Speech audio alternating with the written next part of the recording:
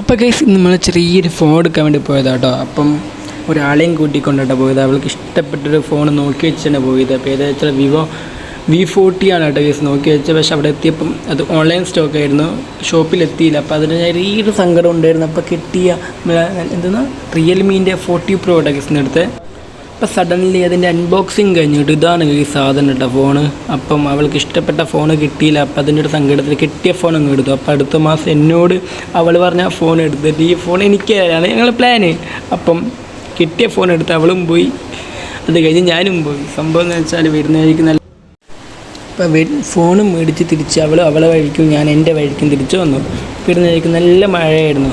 അങ്ങനെയൊക്കെ ഓടിച്ചാടി റൂമിലെത്തി. ഫോൺ മൊത്തം നനഞ്ഞെടുത്ത് കേസ്. ഇന്നത്തെ വീഡിയോ ഇത്രയുള്ളൂ. കെറ്റ ബൈ.